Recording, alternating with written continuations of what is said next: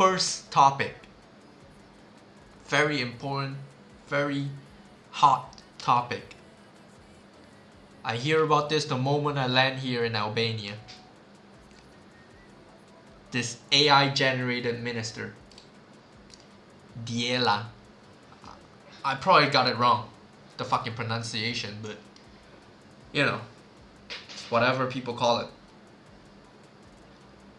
Look at this. AI generated. Let me put this on so I don't get affected. AI generated government minister. It's kind of cool, you know. Hey, it could help with corruption. We're gonna see who owns it though. Who's controlling and to censor what, to say what. You know what I'm saying? If it's an entirely independent company or non-company, if it's entirely off the base of the government, off the control of the government, whoever is in power, I think it's a great thing. I think it's great to have a clanker just spit facts. Just when it senses certain trends of fascism, trends of authoritarianism, it can just go, I believe that the prime minister is corrupted or some shit like that. You know what I'm saying? So it could be cool.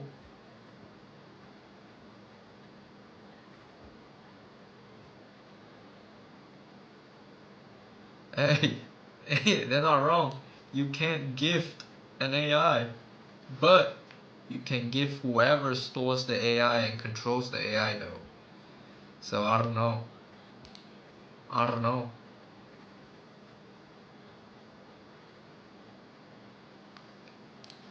Let's see, who owns Diela?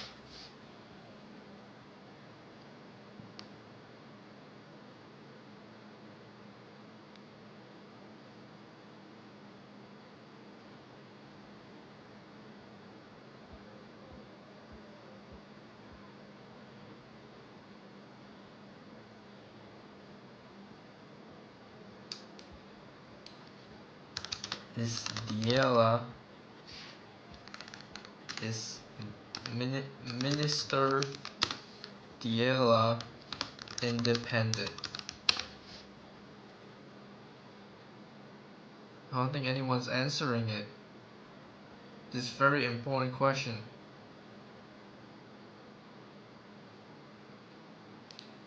Okay. National Agency for Information Society.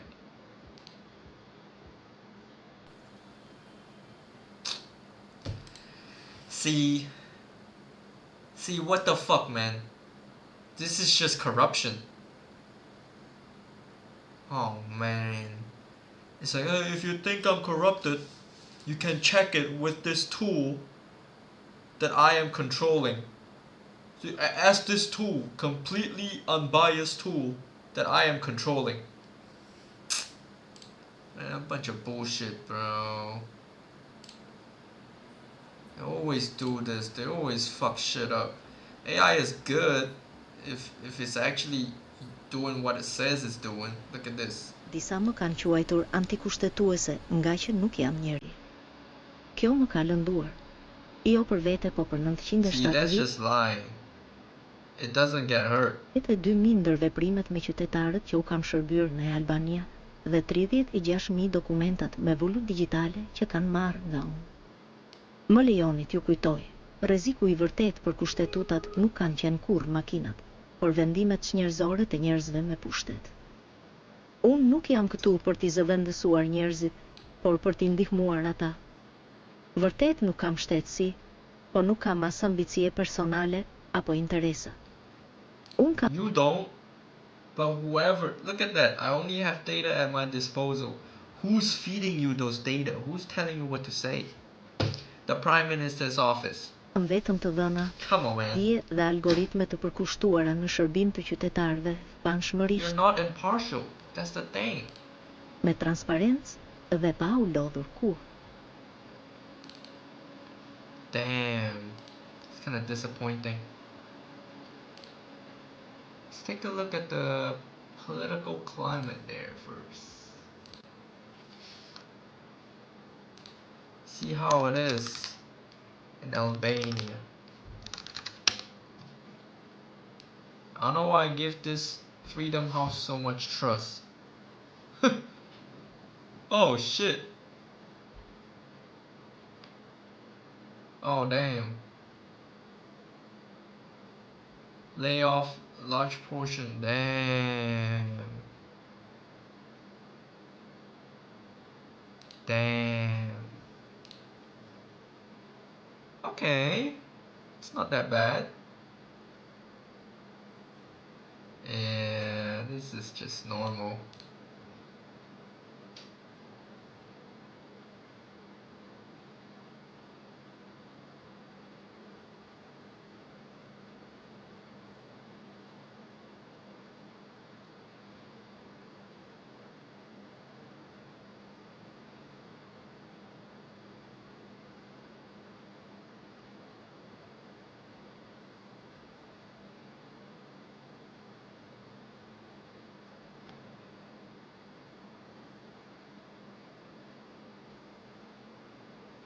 Damn. 3 million people. It's a small ass fucking country. Holy shit. Okay.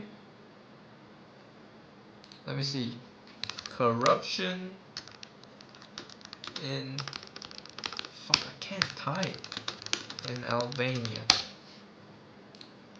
Let's see. You look at the worst ones.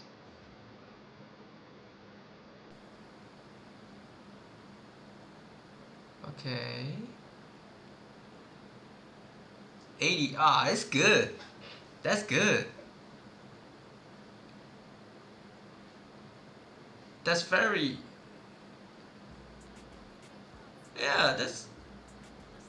It's slightly corrupt, but you know, that's probably good.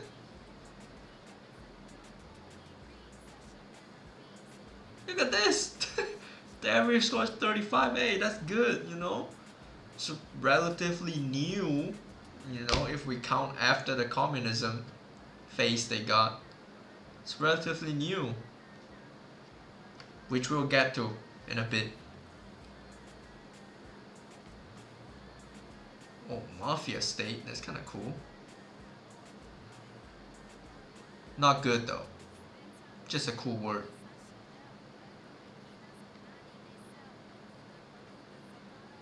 Look at this, you know, after the communists fucking Stalinist motherfuckers.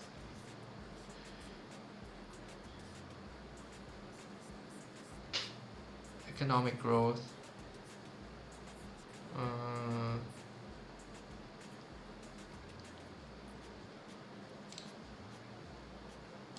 Let's take a look at this one.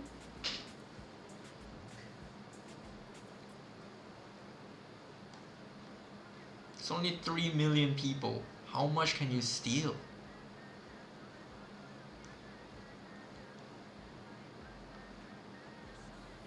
Bribes are almost give. Oh man. Oh. 43.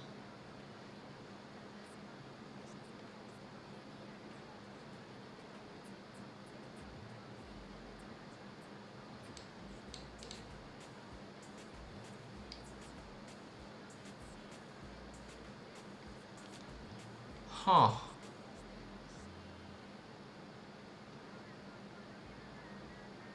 Bribery is a common practice, you know, that shit the same everywhere in the world, I'm not gonna lie. You know, most of the fucking world. That's just how it is.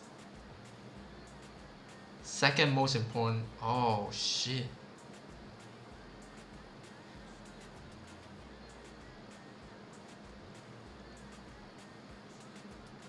Oh, this is low. Where I'm from, that's 100% right there. That's 100%. Well, let me check. Allow me to check. UNODC Malaysia. corruption report.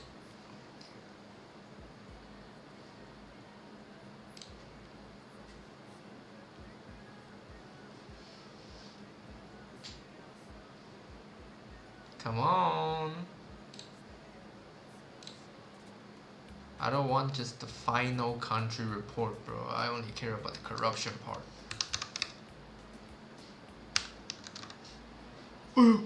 800? Man, fuck. Yo. Yo, this shit bright, bro.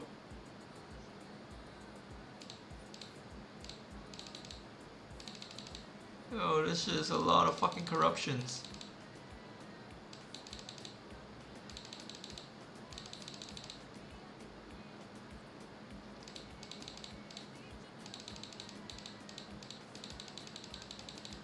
I don't care about this. I want the fact.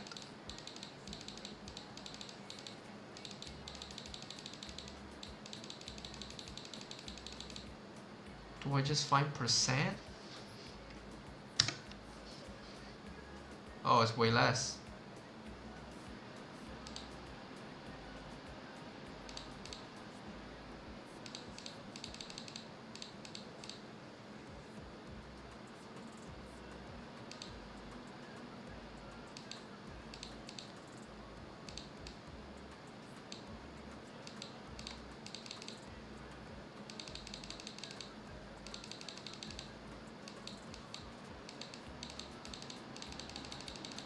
Holy shit. A lot of fucking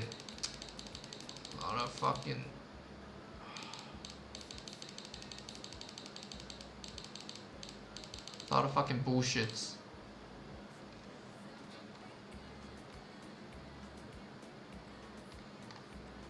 You know, you just gotta take my word, bro. Where I'm from, it's 100%, bro. And they've been getting better. That's damn bribery. Okay, let me just type bribery prevalence. They don't even have it. They don't even have it.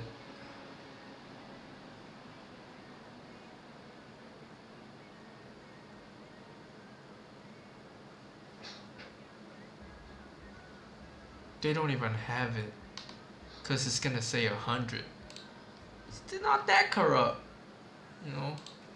I feel like, I don't know if it's real, but hey, if anyone from Albania sees this one day, hit me up, let me know. Let me know. Albania opposition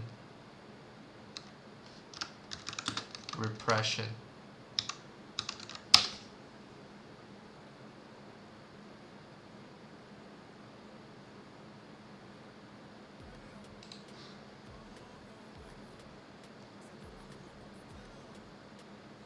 Okay.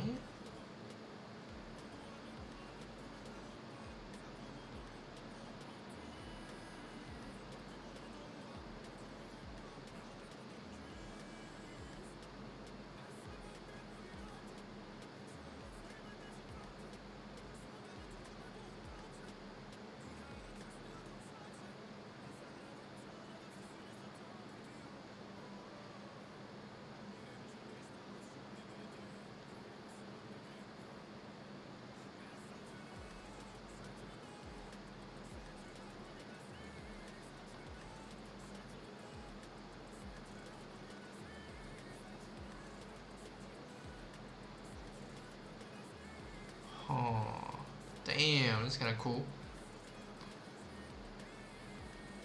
I don't know.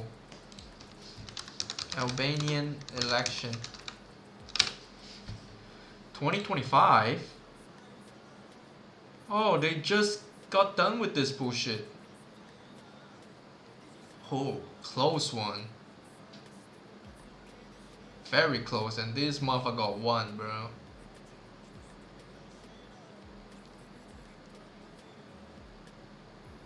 Damn. I don't know. Eddie Rama, let's take a look. Eddie Rama corruption.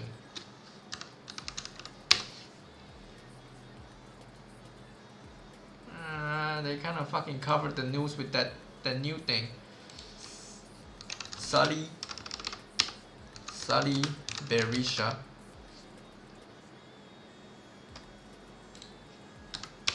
Corruption.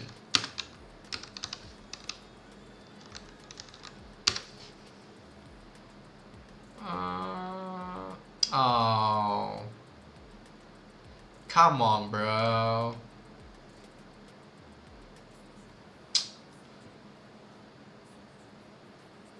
Come on, bro. Like, how badly do we have to fuck up to get the US to sanction you for fucking corruption, bro? You gotta be real caught. Like, you caught. Damn. Oh, yeah. Yeah.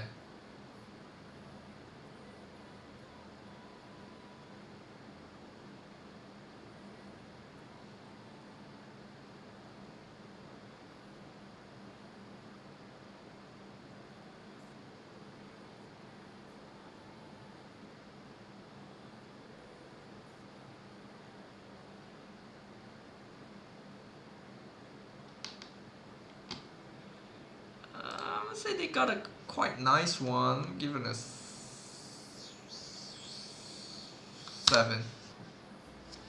Give it a 7. Let's take a look at the architecture first.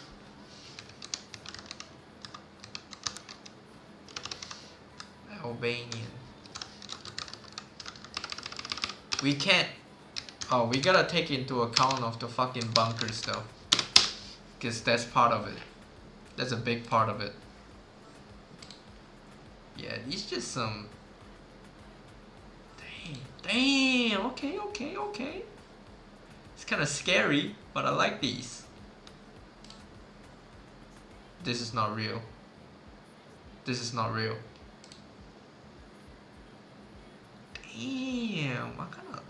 I like brick roads. You know what I'm saying?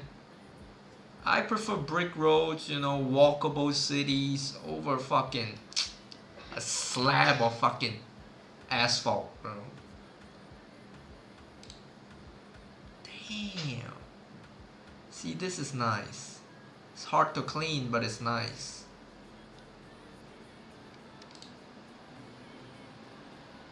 Oh, I don't like this. They're trying too hard. Like, this is cool. This is trying too hard. These are just buildings, bro. Just normal fucking human shit. 21st century, 20th century human shit. This is cool. Damn. Okay. No, this is not real.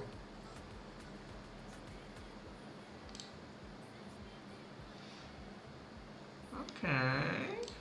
I like this. I like that they love poking out. You know what I'm saying?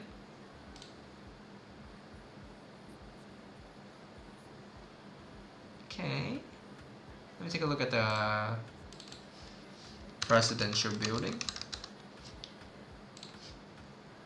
Oh. Ugh. Ew. Come on, man. Ew. We're gonna have to dock some points off that. Give him a 6. 7. Geography. Let's take a look.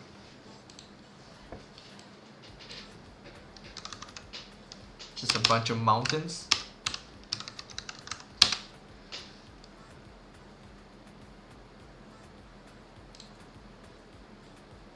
Damn.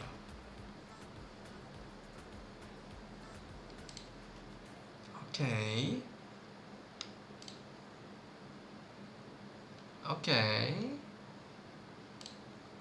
Okay, wait, let's go to the endemic species first. And then we can watch this with the alongside the tour videos. Okay. Oh, I don't care about that. Fucking ground beetles, man. Damn, they got some nice tulips. Tulipa.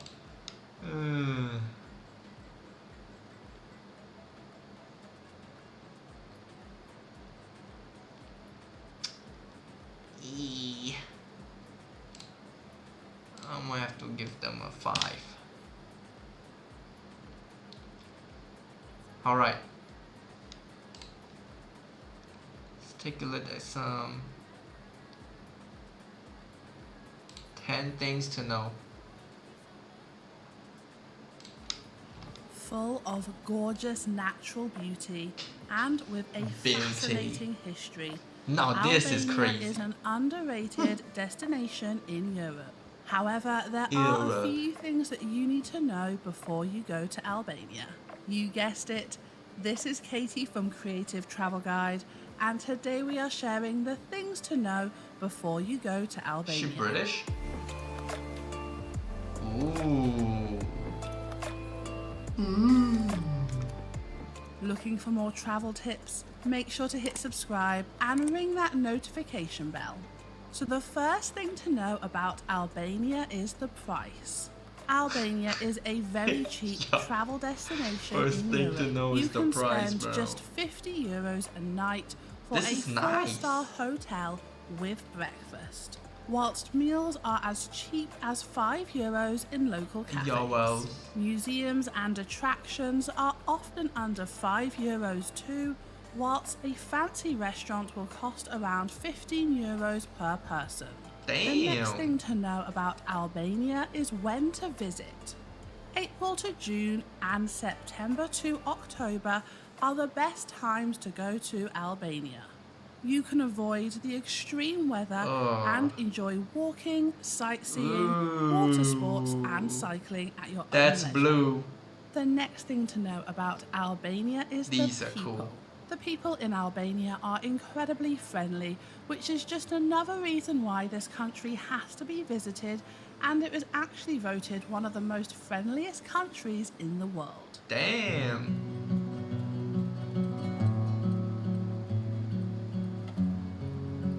This is too nice. Holy shit. Look at this. Just a beach, a seaside, beautiful water, just not cramped with a bunch of shops. This is nice.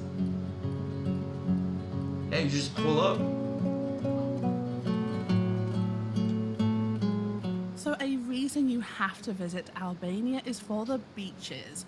Make sure to visit at least one beach on your visit. They are gorgeous and easily rival some of the best beaches in Europe. This is nice. Plus, they are considerably quieter than the beaches you will find in Italy, Greece, or Croatia. That being said, make sure you go beyond the beaches as well. Whilst in Albania, go beyond and explore the rest of the country. Everyone has a mosque that looks like that. See the archaeological sites, get lost in the forest, and visit the picture-perfect ancient towns. Some good Another squares. thing to know about Albania is the food. So we love trying food as we travel, and Albania is no exception to that rule. Make sure to try their slow-cooked stew and their lamb and rice dish, which is baked in yogurt and eggs. Also, try their pizza. This may sound very strange, but Albanians make incredible pizza. With the Italian influence rubbing off on the nearby country, there are many pizza restaurants in Albania with amazing pizzas at decent prices.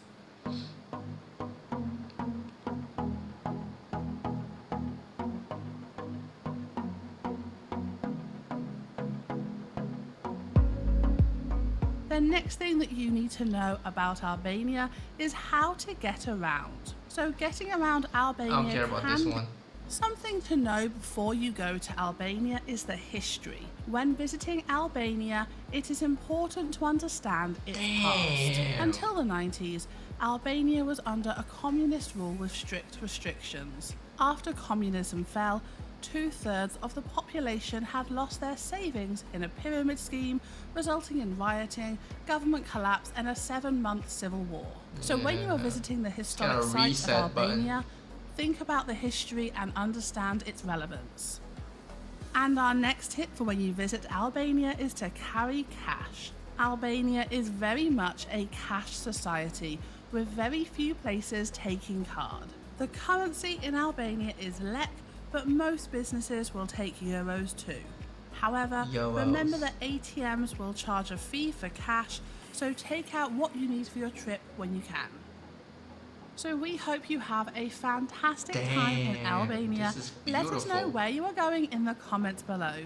Thank you so much for watching this video. If you liked it and you found I'll give you a like. Find it useful. Albania travel.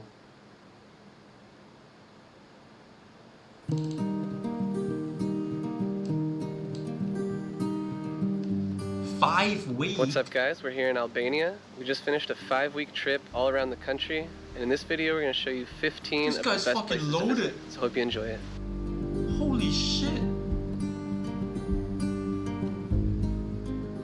Albania is located in southeastern Europe's Balkan Peninsula. It's a fairly small country, but has a lot of diversity. From the Ionian and Adriatic coastlines to a mountainous interior and many castles and archaeological sites. Damn! Wait.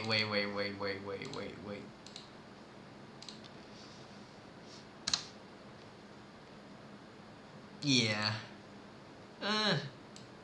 Yeah. Add to that a Mediterranean climate, plus affordable prices, and you have a very attractive travel destination. Over the past centuries, Albania has been in relative isolation in terms of tourism because of its turbulent history. But today, it's developing quickly and welcoming visitors from all around the globe. In this video, we'll highlight 15 amazing places that you should visit in Albania. You can find different tour and accommodation Holy shit! What the fuck is this? links for the places that we mention in the description below. Make sure to watch until the end of the video, because we also share a few things that we learned from our trip to Albania, as well as travel itinerary suggestions. So let's dive in. We are Zach and Ina. We make helpful videos about destinations around the world so you can easily plan your own adventures. I don't need the fucking intro, bro.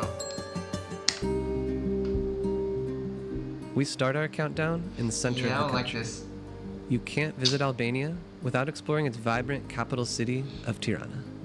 Whether you like to enjoy the diverse food scene, explore the museums and surrounding castles, or have a night out at trendy clubs and bars, you won't get bored in Tirana. I like the bomb shelters. Start your journey at Skanderbeg Square, which is Tirana's focal point.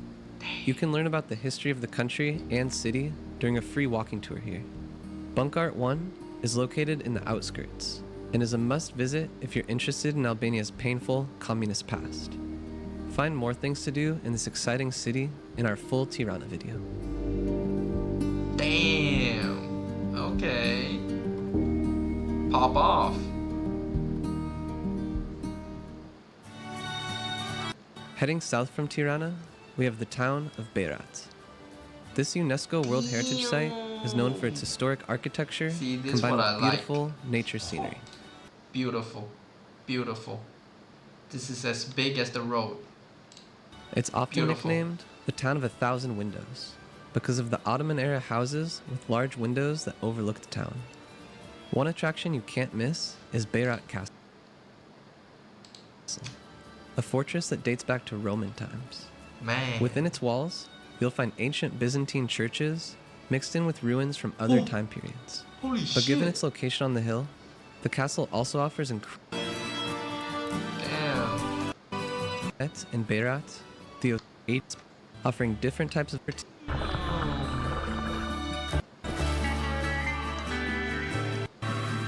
Permet lies along the canyon, the most unique that emerged from deep tectonic cracks in the Lengarica Canyon. Damn. You can soak in the water here, as they're supposed to have healing properties. But the scenic Vjosa Valley, unique Sopolit waterfall, and lush I am Ergato. Oh. I am the ranger of the park. Here the people can find the fear of Macedonas, can find the flora and fauna, the bears, the wolves, the fox. And this is so beautiful and so full with oxygen and so nice for camping and for visiting and for everything. Mirë se vini në Shqipëri. Welcome to Albania.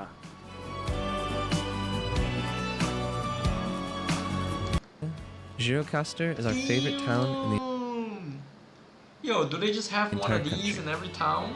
It's a designated UNESCO World Heritage Site, distinguished by ancient history, Ottoman-style architecture, and cobbled streets. And while walking around the old town is an experience in itself, it's the Grand Castle during a guided walk. Yo, no wonder it took them fucking 5 weeks, bro. This natural phenomenon is located in southern Albania, near the major tourist towns along the Albanian Riviera. From a viewing platform, you can see the clear turquoise water with oxygen bubbles rising up from a karst hole with more than 50 meters of depth. But besides observing the event, it's also enjoyable to walk through the forest and experience the diverse flora and fauna of the area.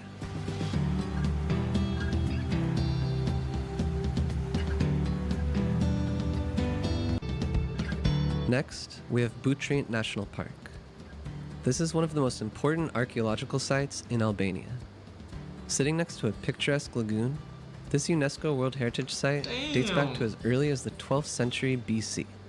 It was inhabited by different cultures over time. Elements of these cultures are visible in the Great Basilica. Combine it with the At this archaeological site and really still Riviera is probably the most popular place to visit in Albania and spans over the districts of Siranda and many rocky mountains and unbelievably clear You blue don't gotta waters. fucking However, sell this to me keep in mind that anymore, many of the bro. beaches Holy are private shit. and cost money. Damn. Yo. Holy shit, bro. Damn.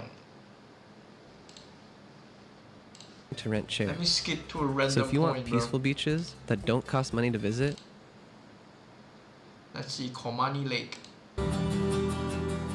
Komani Lake is a reservoir on the Drin River in northern Albania. And even though it was created by humans, it doesn't feel that way. Its emerald waters meander for over 70 kilometers or 43 miles through the mountains. I don't really like In reservoirs. some, which takes you can continue. The park boasts the most beautiful natural scenery in all of Albania. Home to jagged mountain peaks and a deep river valley, this is a mecca for climbing and hiking. There are many hikes in the area, but our favorite one was Rosi Peak, as we could see the mountains of Montenegro from the top. Many travelers Damn. also come here to hike the famous Valbona Teth Trail, which is a point-to-point trek that takes you to the alpine village of Teth. Learn more about this famous hike, the Komani Lake Ferry, and other sites in the park in our Albanian Alps video. It's a nice hike.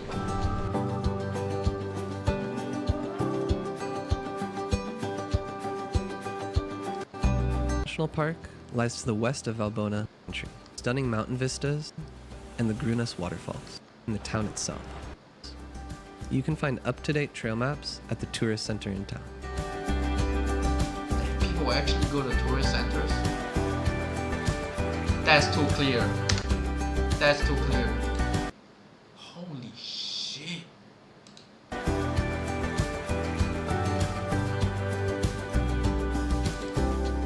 Damn, they gotta have shit food, bro. They have to have shit food. You can't have all that and have good food, 10 bro. delicious food to try in Albania. One of the best reasons why everyone should include Albania in his or her bucket list's Man, why places to is see it is the trial, food. bro? Albanian gastronomy is excellent, Holy. fresh and tasty. You can eat gorgeous dishes in the fanciest restaurants as well as amazing street foods. Here's a list of 10 Clanker-ass delicious video. food to try in the land of the eagles. 1. Bajrak. The most famous food in Albania, and in the rest of the Balkans too, is bajrak, a tasty salty pie made with filo pastry. You will find it everywhere in the country, in different sizes and See, types. I'm a rice and noodle One kind of of the guy. most famous is bajrak with spinach, but the bars, trucks, pastry shops also sell bajrak, often with cheese, cheese or meat. All versions are just delicious. 2. Furgis the Rormi Spika the mate. Furgis is one of the tastier and best Albanian foods made with peppers, tomatoes and cottage cheese. Too fucking healthy, bro. You'll find it mostly in Tirana and surrounding areas, because it is a typical Too dish of fucking the healthy. central region of Albania. The fresh products are cooked together and form a cream. It's perfectly accompanied by homemade bread. 3. Tave Kozi. Another not to miss food to try in Albania is tave kozi, one of the most beloved dishes by locals. It is typical of Elbasan, a city near Tirana, but you will find it everywhere in the country, from the mountain hamlets to the coastal towns. Tave kozi is a tasty quiche-like dish made with lamb, eggs and yogurt. 4. SupremeLeaderVeg. SupremeLeaderVeg is one of the most colorful and tasty Yo, they foods love of this the kind of country, bullshit, huh? made with yellow, orange, green and red peppers stuffed with rice, cottage cheese and spices before being baked in the oven. It is a healthy choice and a great vegetarian dish too. Albanian gastronomy This is has why they got plenty of beautiful veggie people, options, bro. They as you eat can healthy. see. 5. Fried kaskaval. Kaskaval is a typical cheese Fried used in cheese, the south I of the take that Balkans back. as well as in the south of Italy. It is a yellow salty cheese usually served as entree in the restaurants. The menus offer various options, such as Ooh. kaskaval salad and baked kaskaval. 6. Koft. Koft, or grilled meatballs, is one of the most popular meat dishes of Albania. Generally koft are seasoned with spices and mint and served with raw onion and salad. A variant of koft is kornaska, a different kind of meatball typical of Kaursa, one of the most important towns of Albania. 7. Grilled meat. Across Albania, one of the most famous meals is the grilled meat, mostly known as skaura. You'll find it everywhere, even in the restaurants located in front of the sea, but mostly in the typical grill houses. Order a big plate of mixed grilled meat with a salad and a local beer and enjoy. 8. This is just Peronista. everywhere in the West. Grilled vegetables are popular in zucchini, onions, peppers. Peronista man. is famous for its seafood. In the Oh. restaurants located, you can eat fresh seafood. A must is trills. I The don't word comes know. from Spanish and means cake made with 3 milks. Indeed, trills is prepared with milk, cream and concentrate. They're eating a little bit too healthy. But that's an AI video though. Let's see. Albania is a true foodie's paradise. Maybe that's one reason why it's such a fast-growing travel destination. This is so nice. Interesting flavors. Really? We'll show you some of the country's. Is this something you would eat with your family, or is it something you would eat at a restaurant? What's common? It is quite rare to find in restaurants. We would probably make it at home on special occasions because it takes so long to make and it requires so much devotion. And even though the ingredients are Don't count. Anything else. Special Next we're gonna food have- don't count. Ooh, okay. As Come on, give will be some more real to my food. taste and more to Okay. for its Albanian cooking. Okay. everything looks good, Okay. but I would definitely go for some ferges since it's the traditional dish of Tirana. And then let's try harapash. Harapash. Okay, sounds good. Sounds good. There's something here.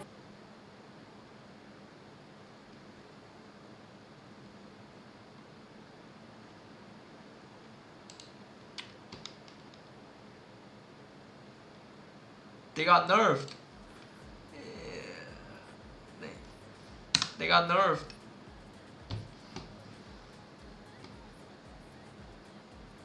Yeah. I don't know what to say. They got fucking nerfed.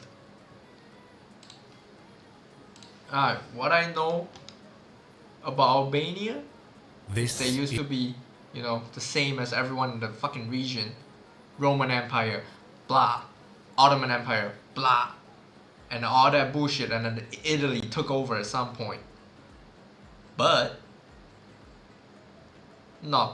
And then the communists took over. It's a communist regime. They got no friends in the fucking world. And then they're turning a new leaf now. Let's see what is this Albania, a tiny mountainous nation nestled at the mouth of the Adriatic. Today, the unassuming territory is the third poorest in Europe and consistently ranks among the most corrupt nations in the region. Oh shit. Yet even this less than ideal position is paradise compared to what it was a little over 30 years ago. In the mid-1980s, the Albanian state was a communist hermit kingdom that... Yeah, I don't know why I gave it this high. Should be a 6.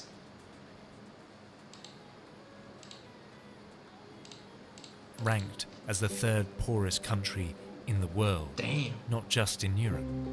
It was ruled by a paranoid dictator who carried out Stalin-esque purges against political dissidents and kept the populace docile through a network of prisons and brutal secret police. Almost completely diplomatically and economically isolated, the country resisted the modernizing influences of its neighbors and even the rest of the communist bloc, and remained a relic of a totalitarian past. It was Europe's North Korea, an equivalent in all respects except for its geography and longevity, and here is its story. One of the dictator Enver Hoxha and his paranoia, of a mysterious isolated neighborhood in the nation's capital, and life within the state stuck in time.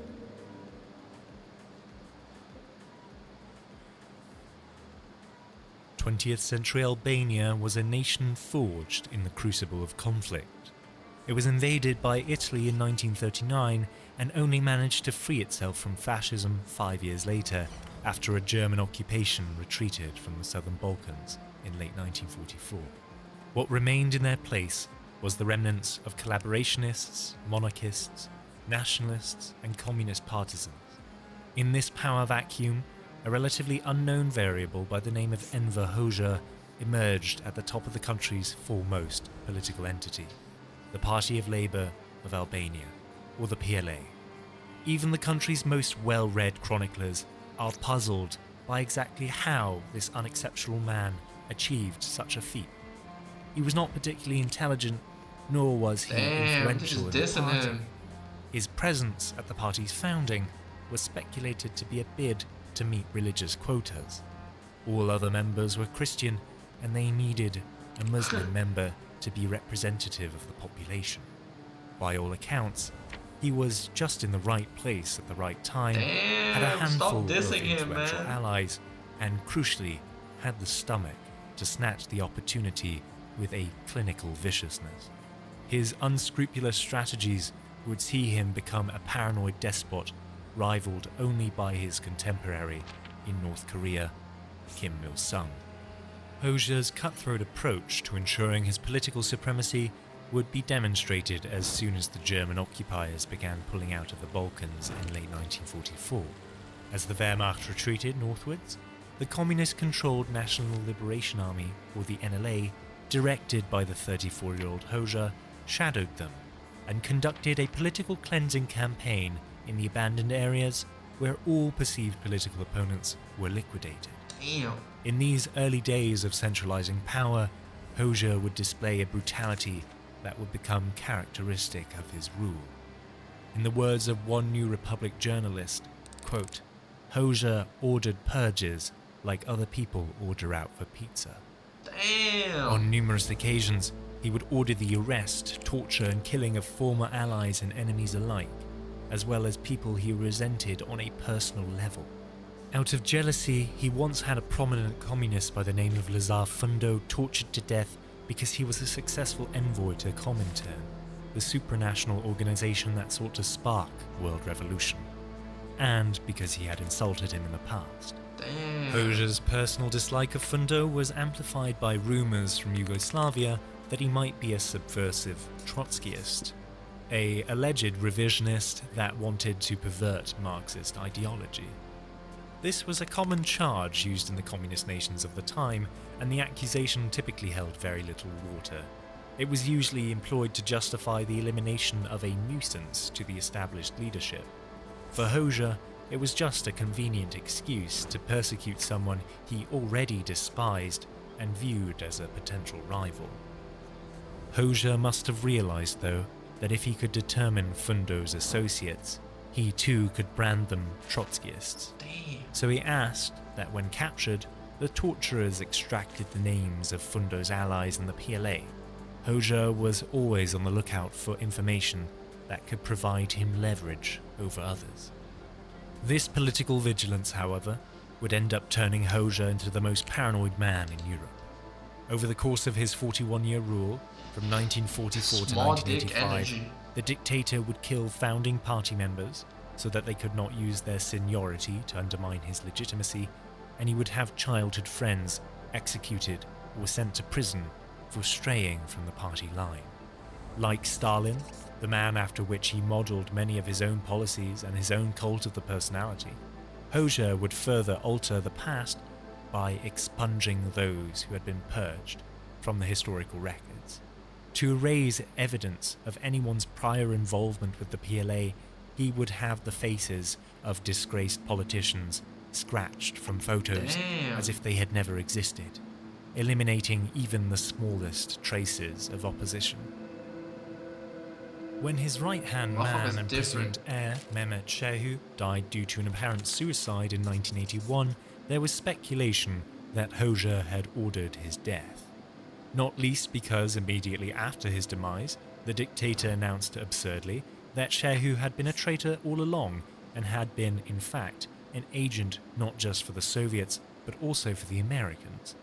If Shehu's death was indeed a suicide, it was grabbing fucking reasons. Days before his death, Hoxha had forced him to engage in self-criticism for allowing his son to be engaged to a woman who had anti-communist relatives in America. When Hoxha summoned the Politburo, Albania's governing body, to discuss the scandal, Shehu must have suspected that his time was drawing near and decided to take matters into his own hands. Hoxha had not pulled the trigger, but he had given Shehu the gun, so to say.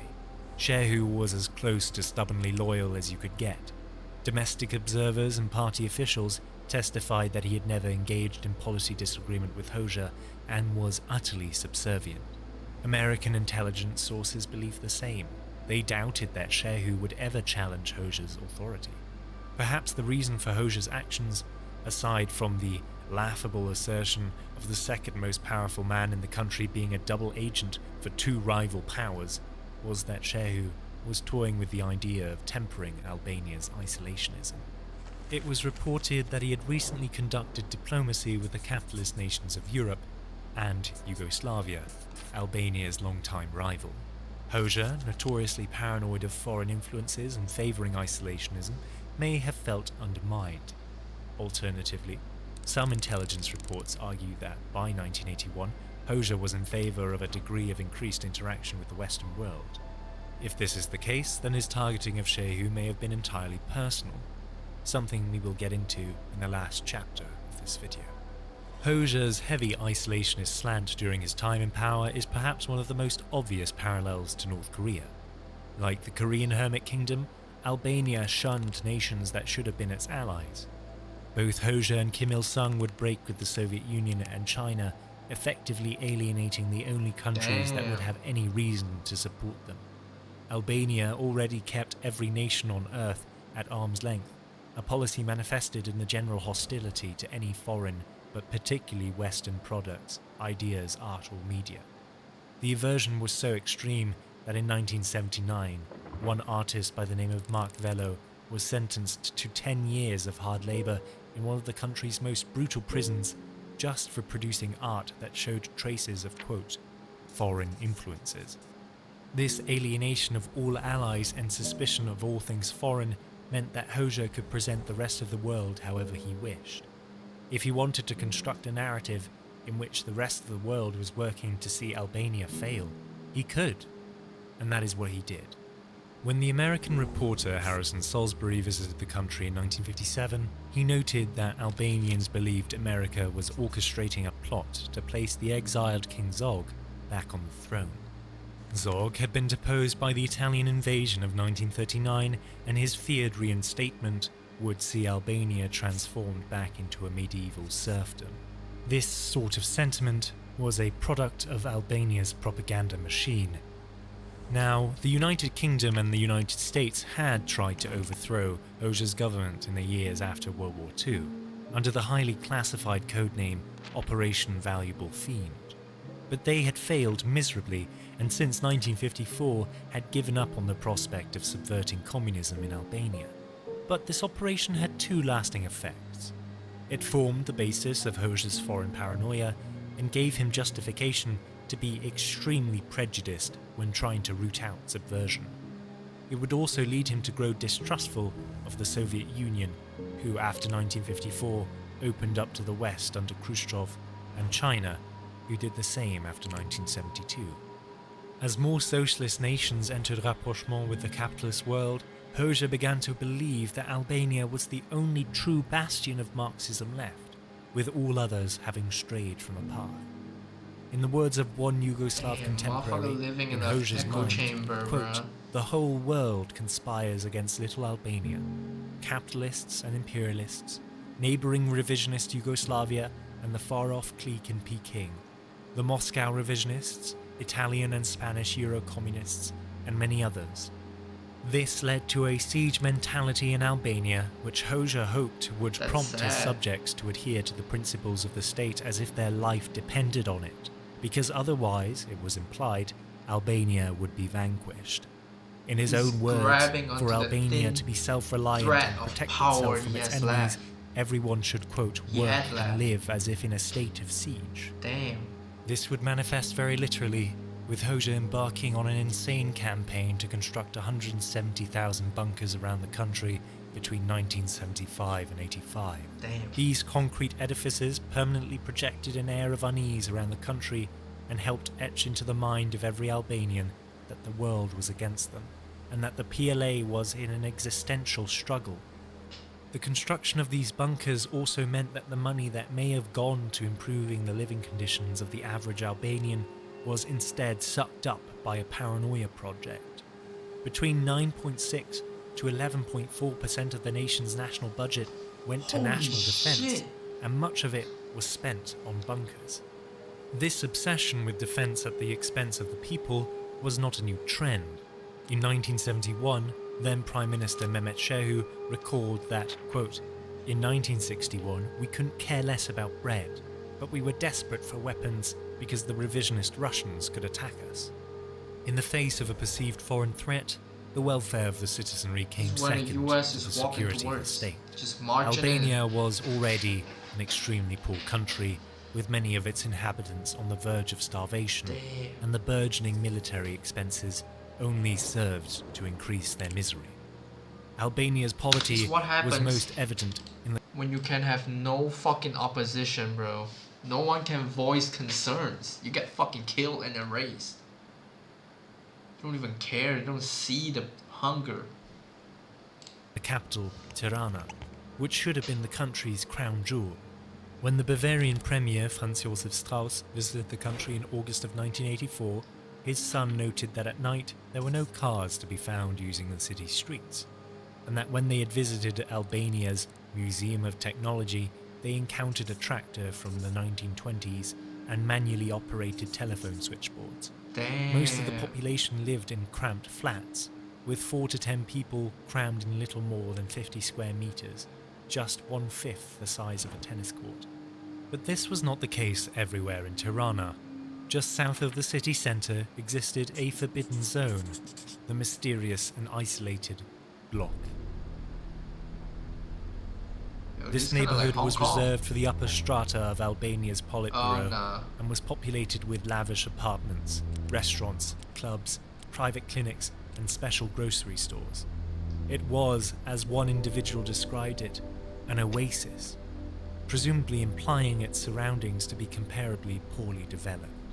When the block was set up in late 1944 to serve as Albania's forbidden city, residents were expelled by the Albanian secret police, the Sigurimi, to make room for the incoming party apparatchiks. The area started being patrolled by plainclothes police officers, and checkpoints populated by armed guards were erected around the perimeter of the neighbourhood to keep out the riffraff. Even Enver Hoxha's street was sectioned off to party members. One place in the block is of particular interest. This building adjacent to the Central Committee building of the Communist Party, whose sole purpose was to function as a sort of club for party elites. Within its walls you could find a cinema showing banned foreign movies, lounges, billiard rooms, and party functionaries schmoozing with each other while drinking expensive liquor. This building, nicknamed the Party House, was the encapsulation of the divide between haves and have-nots, and the hypocrisy of party elites breaking the rules that they themselves had set out for the country. The building served a unique purpose for the paranoid Enver Hoxha. It acted as a panopticon, allowing him to monitor his subordinates closely. The son of Albania's trade minister, Spartak Njela, wrote that Hoxha demanded that all high-ranking party members attend the club every single day, so as to continually gauge their loyalty to him. He treated this rule with the utmost seriousness, to the degree that when he set out charges against a minister in his government, who had requested, among other things, a democratization of the party, he cited the minister's absence at the club over the past 2 months as additional justification for his arrest. The party house's secret function reflected the general state of paranoia in the bloc, which seeped down from Hoxha himself and spilled out into the rest of the party apparatus. To ensure political longevity, residents of the bloc would intermarry, leading to a quasi-incestuous and highly isolated web of relationships. Although it was insisted that, quote, close blood affinity was generally avoided, it was a shallow gene pool regardless. In this close-knit but highly suspicious community, an atmosphere of unease was pervasive. Everyone was ready to out each other if they detected a hint of treachery, even if it was a father, a husband, or a son, given the inbreeding situation possibly all at the same time. Elsewhere in the bloc was Hoxha's specialized clinic, stocked with Western medicines and staffed with foreign-trained doctors. He even employed a renowned French physician by the name of Paul Millier to round out his medical team. Hoxha was diagnosed with diabetes in 1948 and had been undergoing treatment ever since. And it is here in his medical plight that we can see his paranoia was selective. For all his fulmination against and suspicion of foreign influences and products, his medical team was dominated by expatriate expertise, and his medical cabinet was stocked with foreign drugs. Expertise and drugs, the benefits of which did not extend to his own population. Hoxha also drove a tricked-out Mercedes-Benz, a product of West Germany, a capitalist power. Private property was illegal, and private vehicles therefore also prohibited. But this did not seem to apply to Enver or many of those in his cabinet. The average person would never see a car, with there being only 1,265 private vehicles in the entire country. Damn. Inside his isolated manor in Tirana, Hoxha's study overflowed with translated literary works from the libraries of the enemy. Nietzsche, Shakespeare, Dostoevsky, Christie and Machiavelli all sat on his shelves, their spines peering out into a world in which they did not belong. Much like how political dissidents under his rule were put behind bars, literature too was imprisoned. Hoxha's censorship regime verged on that of North Korea's infamously restrictive system, but he made sure his library was free from scrutiny. When Kim Il-sung died in 1994, North Korea entered a prolonged state of mourning, and the average citizen engaged in public displays of hysteria as if the lodestar of the North Korean state had been snuffed out. Similarly, in Albania, Hoxha's death was accompanied by a period of extreme public distress. Hoxha's cult of the personality had constructed him to be what was effectively a god among men, the glue that held the nation together and its seemingly eternal and infallible protector. So upon his passing, for those who had been submerged in this propaganda for decades, it was as if the world as they knew it was crumbling before their very eyes. For dissidents, not entranced by his spell, they too feigned sadness for fear of reprisals.